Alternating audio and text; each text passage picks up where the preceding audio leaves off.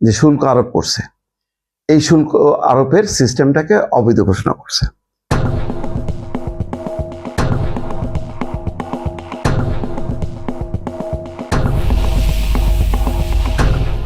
বাজার ব্যবস্থার উপর নির্ভর করে এবং এটা একেবারে বাণিজ্যিক বিষয় যে শুল্ক আরোপ কেমন হবে না হবে, কিন্তু চাপাই দেয়া, এক ধরনের ব্ল্যাকমেইল করা যে তুমি আমার কাছ থেকে এইটা কিনতে হবে, না কিনলে তোমার উপর এত শুল্ক আরোপ। এই যে শুল্ক আরোপের এক ধরনের সন্ত্রাস, শুল্ক সন্ত্রাস সারা বিশ্বকে কিন্তু মানে আলোড়িত করছে, সারা বিশ্বের বাণিজ্য ব্যবস্থাকে তছনছ করে ফেলছে ডোনাল্ড ট্রাম্প।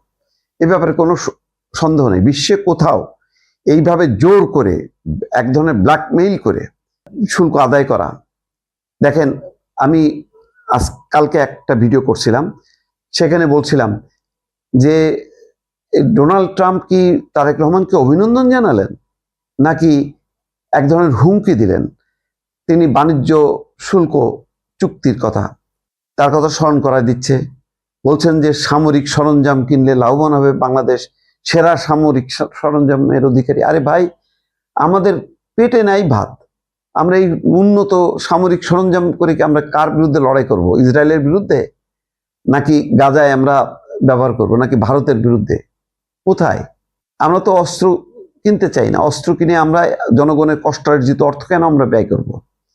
আমরা এই অর্থ ব্যয় করব জনগণের কল্যাণে। আমরা তো যুদ্ধ চাই না, আমরা চাই শান্তি, আমরা চাই অর্থনৈতিক উন্নয়ন, মানুষের ভাগ্যের উন্নয়ন। তার সাথে সামরিক শক্তি অর্জনের কি সম্পর্ক আছে? কিন্তু আমেরিকার তো আর কিছু নেই। আমেরিকা সারা বিশ্বে এক ধরনের মানে ব্ল্যাকমেইলিং করে বা এক ধরনের চাপ তৈরি করে, যুদ্ধ অবস্থা তৈরি করে বিভিন্ন দেশকে অস্ত্র কিনতে বাধ্য করায়। কারণ আমেরিকার মূল উৎপাদনটাই হচ্ছে অস্ত্র।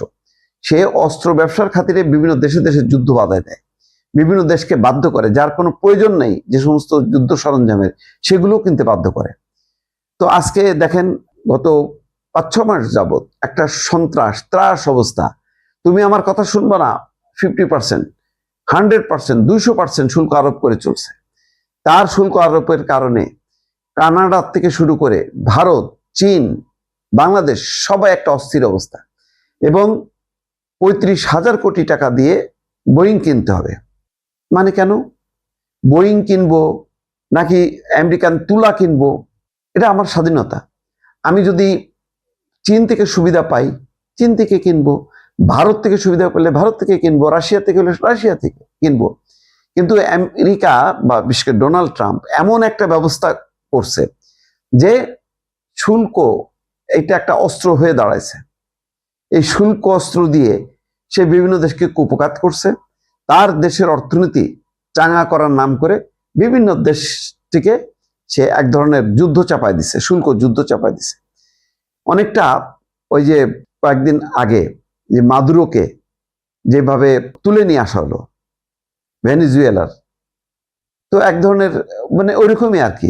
কথা শুনতেছে না, ভেনেজুয়েলার মাদুরোকে তুলে নিয়ে কি করলো, সেখানে তেল ক্ষেত্রগুলো দখল করে তারাই কেনা বেচা শুরু করে দিল। মানে এটা হচ্ছে একদম মানে কঠিনতম পদক্ষেপ। কথা না শুনলে সে এই ধরনের পদক্ষেপ নিচ্ছে। তো আজকে ভালো, যুক্তরাষ্ট্রের সুপ্রিম কোর্ট ডোনাল্ড ট্রাম্পের বৈশ্বিক শুল্ক আরোপ এটা অবৈধ ঘোষণা করছে। দেখা যাক, এটা নিশ্চয়ই সারা বিশ্বের জন্য একটা সুখবর, ট্রাম্পের জন্য দুঃসংবাদ।